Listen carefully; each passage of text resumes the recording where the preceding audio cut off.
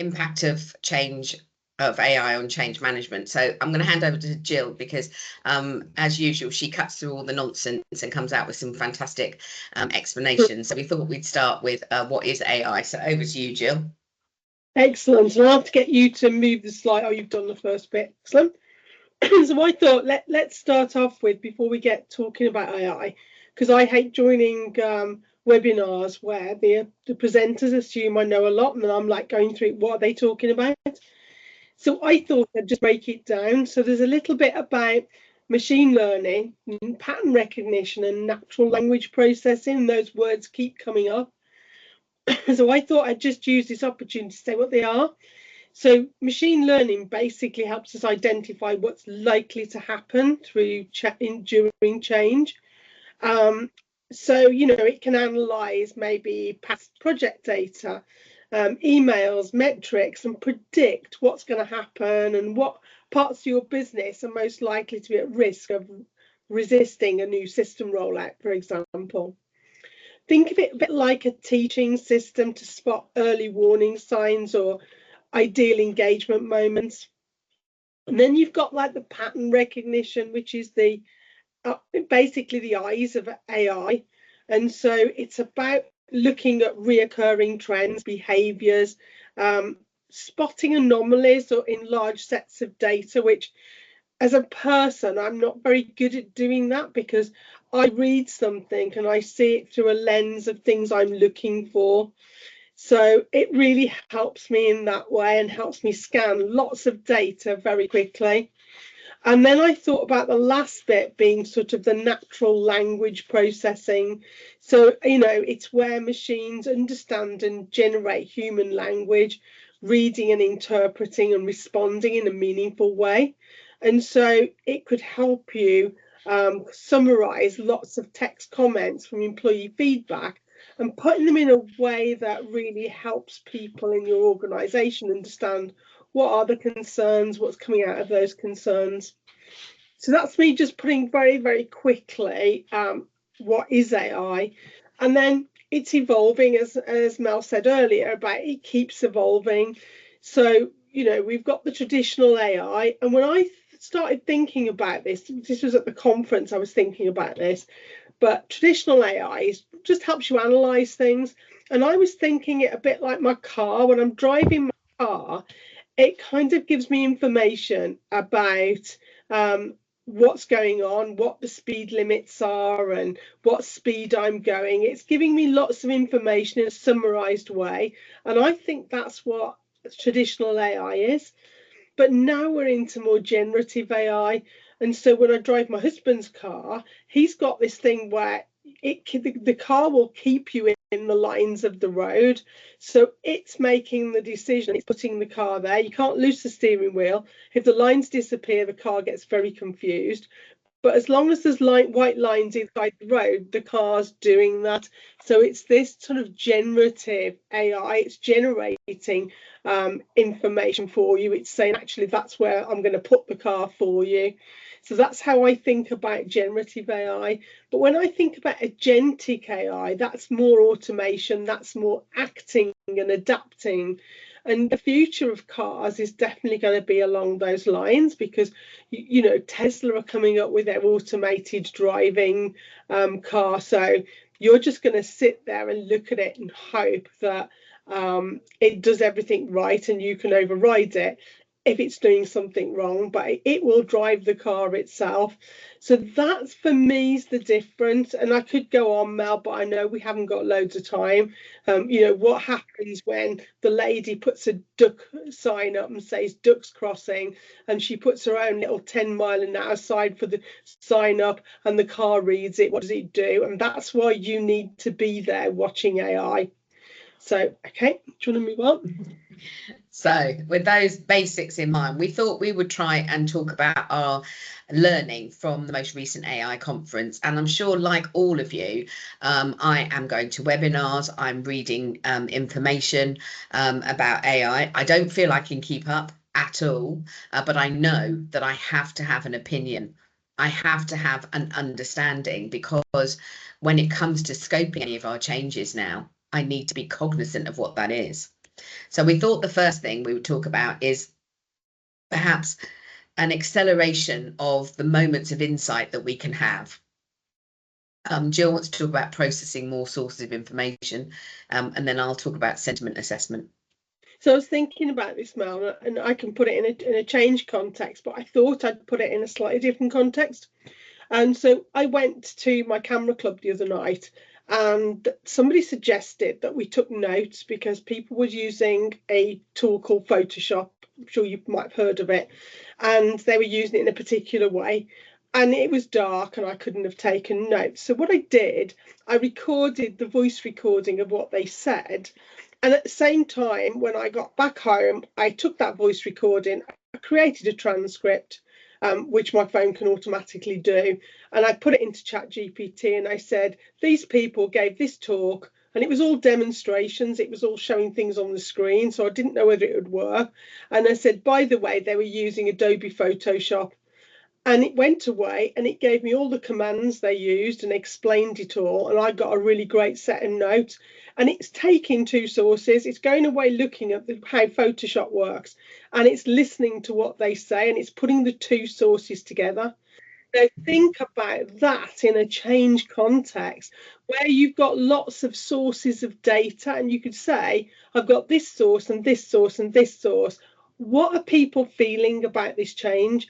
Can you put me a summary together for presenting to some senior executives about where my change is today based on this survey, this transcript of a video that we had, and I put all that together and it would do the presentation for me. So that's what I'm thinking about on multiple sources. And I think one of the things I'm starting to look at, particularly with my clients at the moment, is how does it change our roles? And I've spoken to a number of heads of change management around the world. All of their organizations are at different points on the journey regarding AI. However, I think we're all coming to the conclusion that providing templates and providing sort of activity lists and to-do lists is becoming less necessary, because if anybody sort of says, I need a change plan, they can put that into AI and they can get something instantly. So that's one of the impacts, I think, in terms of document generation, presentation generation, writing emails and communications, which many of us are actually doing behind the scenes. We might not be doing it officially. We might not be using the tools that our company endorses, but we are doing it. And I think that therefore anything as a change person where we're thinking about documentation, I'm increasingly looking at that and going, why? What's the point? Is that the best use of your time? I think something else that's really come on as far as change management is concerned is that we've always struggled with subjective information. Does it feel right? Are people engaged with the change? Do people feel confident? And starting to think about all the ways in which we might be able to find measures of that to demonstrate that actually we're moving things forward. But of course, many times we go on to presentations and workshops where we can now do almost instant sentiment analysis. And as going back to Jill's earlier point about processing more sources of information, I was delivering a workshop for a global conglomerate this week, and there was an immediate set of poll questions at the very beginning, which were sentiment analysis, which I asked to be repeated at the end, because even though we were together for an hour and a half, I wanted to see if there's been any shift, any movement. I also start now with any online workshops talking about, well, how do you feel? I often go to the Action for Happiness sessions, and I love the fact that when I book their sessions, they ask me to reflect on how happy I feel on a scale of 1 to 10, and also whether or not that has increased or decreased since I last considered it. Multiple sources of information which we know are subjective. We know about in the moment how somebody's feeling, but we can now bring that in. Whereas, of course, before we might have had to do very formal surveys. Now we're doing quick spot checks of how people feel. And I can get team leaders across my change agent network to do that in their team meetings, and we can feed that in. So it's a very simple source of information, but we can process multiple sources of it and come up with some really great practices. I also think that this whole piece about accelerating the insights we have leads me down a very useful path of impact assessment, because the number of times we've struggled to do an assessment of the impact on a variety of different teams and departments, but then roll it up to see what the overall impact on the organisation is. Well, I think we're there now. So I'm very excited about how much more value we can create as change managers. But I do think there's something here about how we need quite an agile approach. There's a speed to what we're doing, but there's a huge amount of uncertainty to what we're doing. And even as I'm drawing up the requirements, for example, for a change champion network for a client in the last couple of weeks, one of the things I said is that we're putting in multiple points. We're running their role in a very agile way, because what we're doing is we're putting in 4 points across the year when we will review what their role actually is, and how they think it has developed, because I am absolutely sure that I cannot be certain about exactly what I want a change agent or change champion to do right now, because it continually evolves. So I think there's something in there. Cognitive load and human behaviour, Jill. So when I was looking at this, I was thinking of the fact that when we see change, there's a lot of things telling us that people feel overwhelmed. So you get a change, another change usually, and you just start to feel overloaded. So I think, loads of change out there just fails because people don't want to do it, because they're just overloaded. They haven't got time for it. So I think AI is going to help us, because it can help us shorten things, summarize things. Maybe you can go out there and summarize the policies you've got. Maybe you can go away and look at different sets of data and find information for them. So it stops people feeling overloaded. We can also use AI to get rid of some of the basic tasks that people are doing every day. And as we help them get rid of some of those basic tasks, it gives them more space to think about the future, to give them more time to think about how it changes their jobs in the future. So when I think it allows increased speed of adoption, I think that's the way it starts to help us. I think you raise an interesting point, because I had an experience of this recently. In the Agile Change Coach course that I teach, we talk about in getting awareness and getting interest in the change. And one of the techniques we use is about relevance, because people become interested in something when they make a connection between themselves and the change that we want to talk about. And we talk about that relevance being, how do I feel? Is it going to make me feel better about my work? So is whatever this change is going to make it easier for me to do my job? Perhaps it's more of a social relevance, and how will it make me look in front of other people? Will I look more professional? And there's also a formal relevance, which doesn't necessarily excite, but it can be a very powerful motivator, because what we can say is we can hook our change to the exact responsibilities of a particular role and say it's relevant because this is actually in your role. I've extended that recently using AI to be able to pull out some of the most boring policies, standards, and other governance documents related to the organisation. And I've put in a description of the change, and I've basically said, identify for me all the ways in which this change aligns to and helps ensure that we meet these policies, standards, etc. And so that's just a classic example of something I could not do off my own back, because I mean, I was looking at just such a range of documents that came from different departments within the organisation, because there was policies and standards applicable to customer service, but there were policies and standards that were applicable to financial well-being, and also from cybersecurity and our data policies, and just melding them all together. And in fact, I didn't have to find the documents. All I had to do was give the link from their website into their intranet site, sorry, into AI, and it just happily gave me something really useful. It gave me insights. Again, we're back to insight acceleration, because when I asked it to summarize those things, I went, wow, I'd never thought of that before. I had never made that link that this change helps us do that thing. And I thought it was, it was fascinating for me. And I knew, therefore, it would be absolutely thought-provoking for the stakeholders. So I think, again, it's just another example of how things work. By the way, Mel, we did have a question, and I think it's appropriate now when you talk about this, because somebody said, how advanced is AI at the moment? And that, I mean, that's a really great question, and I know you'll have a better answer than I will.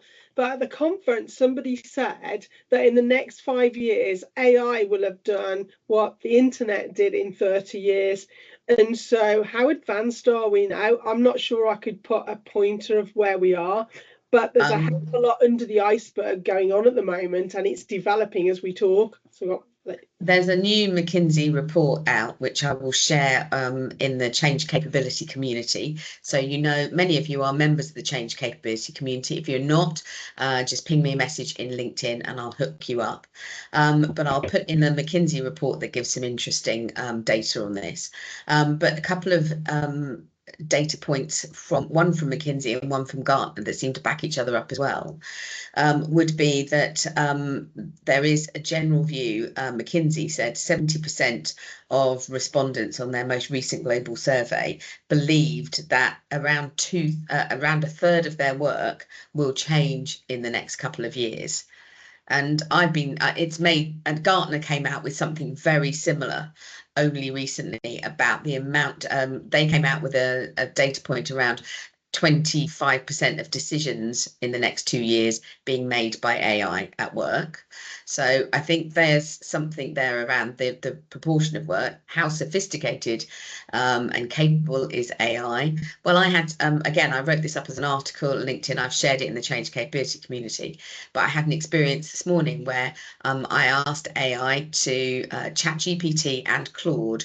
I gave them both the same web address, which is the testimonials video on my own website about the training that I do. And I asked it to basically write a paragraph about whether or not I was any good as a trainer.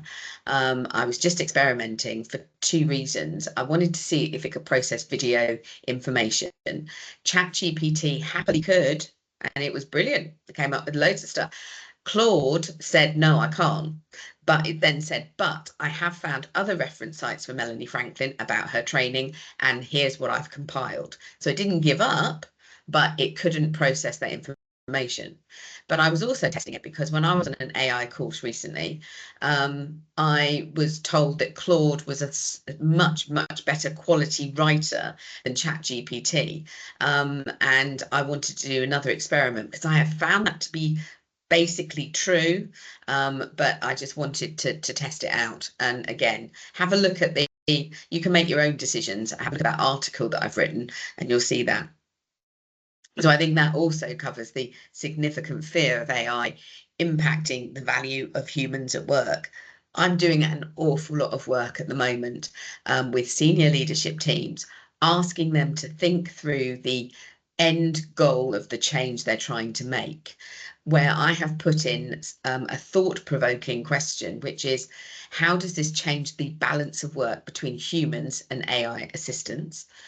I'm also doing some work which is about how do we create a new organisation structure within a team that shows I've doubled the number of people in the team, because for each person in the team, I've also shown on the org chart their AI assistant.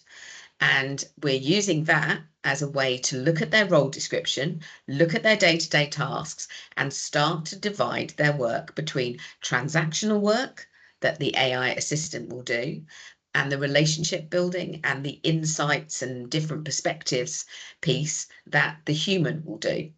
So I do think that there's a lot in how we use AI, that it's going to, we are going to increasingly demand it to be far more sophisticated than it is now.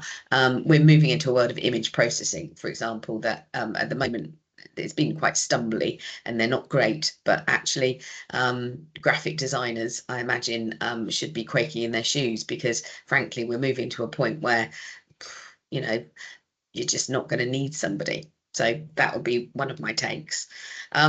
So I think when it comes to human behavior, particularly that question for senior leaders about how does this change rebalance the use of humans at work, I think trying to understand how the brain processes change, and I'll talk about that in just a moment, and neuroscience particularly is going to be incredibly important. Cognizant of the time, so we're just going to have a look at this last one here. So I think, Jill, you've got something to say about personalization of content. Yeah, and I was thinking this as I was reading questions as well, because somebody asked for this next bit about personalization. So that was like thinking ahead of us. So when I originally wrote the slide, I put, we can personalize it. And Mel said, no, actually, it drives expectation that we personalize it.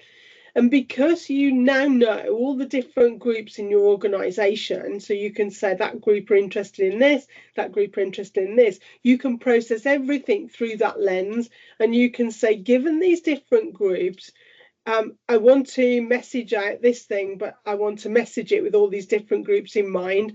And you can put lots of different data into AI, and that will then create this ability for AI to say, well, okay, we'll send this information to this group, this information to this group.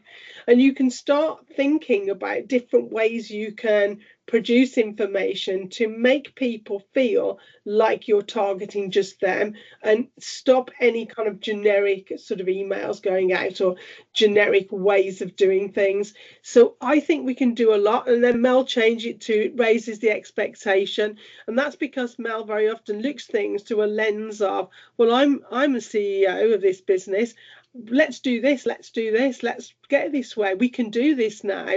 So actually then you feel under pressure, well, actually, as a change person, I've got to think of a different way of doing it. I've got to tailor the content in this way, because now my CEO knows it can happen. It drives those expectations. And I think there's something else that has a big impact on our role in change, which I am noticing over the last few months, which is that AI cannot guess our situation or our context. But increasingly, I am seeing line managers who are having to lead their teams through change take explanations of the change, the vision, documentation, the scope, documentation, and actually ask AI for a short presentation. And what I am finding, I've been experimenting recently, and I am loved for the fact that I am now giving them a short contextual piece of information about the drivers for change and the context for the industry and their organization. By putting that in alongside any other information about the change, they are getting contextually relevant information. And that, I think, is really important. So there's another one. And I think, again, human oversight in goal definition, human involvement in setting the context, very important. So I think we're into a world, though, of getting excited about what AI can do, but we can't ignore human intelligence alongside artificial intelligence. Many of you know I'm the chief examiner for the Neuroscience for Change course and certification. And there's a reason for this. I started working very much towards bringing on this new qualification a few years ago, because I could see where we were heading. I think AI definitely reshapes our contribution, and it makes us question our purpose and why we work and why we're working for this organization. And the brain, of course, interprets this as a threat. It's painful. There's loss of status, there's loss of social connection, there's loss of experience, and we're fearful of an uncertain future. So we don't resist change, we avoid threats. It's what our brain is built to do, is to keep us alive by avoiding threats. It just comes across as resistance. But I think what we need to do is understand there is a threat and a reward response as far as the brain is concerned. And for me, in change management, an understanding of neuroscience has completely changed how I deal with change, because what I'm doing all the time, whatever the change, is I'm trying to get people towards a reward response towards the change, and I'm damping down their threat response. but I can only do that if I can be brain smart. I'm hacking the brain and giving it what it wants. So understanding neuroscience helps me do that. And it's helping me design interventions that push people towards that reward response. So I think that we've got a couple of pieces here, and I know Jill's going to talk about this top question, but I think what we've both recognized is that you cannot just think about AI thoughtlessly. It has to be a brain smart way. Jill, what's that top question meaning to you? The only reason I asked the question is, what would change feel like in your organization if AI worked with people's brains and not against them? So if people are worried about change, they're concerned about change, they're resisting change, if we could get AI to help us engage with people and to do the right things rather than the fear factor of AI, what would it mean to our organization? What would it feel like in our organizations? And it was more a question rather than an answer. And then Mel will probably come up with some answers, but I know we're tight on time. I think I do have one answer, which is if you understand the triggers in the brain for the threat response and also what generates the reward response, my own experience is that it changes what I ask AI to do. And how it provides me with information and actions. So I think there's something in there around how all of this is a combination of AI.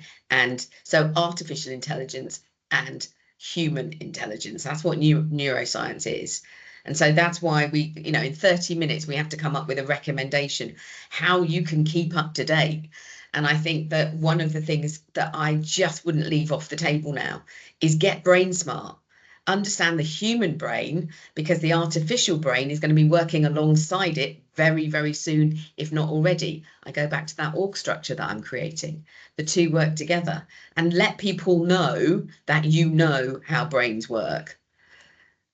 But also you'll find if you're a Changeability Pro member, you know that we launch 3 new techniques every 2 weeks, and we are putting in new techniques about how to use AI all the time. So don't forget your Changeability Pro membership. If you want a demo of Changeability Pro, just contact me and I will happily talk you through it. But I know there's a lot of members on here already. So Now, before we finish, there are some questions, and I know we haven't got time to answer them, around use cases and around qualifications for AI. Would it be sensible if we just share those in our community, anything we know, and use our community to share them in? Because I'm just so conscious of time now. Absolutely. And this will keep having this conversation. So come back for our AI webinar in the autumn. But yes, meanwhile, we'll take those questions from the chat and we will put them in the Change Capability community. If you are not a member, get hold of me and I will make sure that you become a member. We will look after you and get you the latest information. So thank you very much.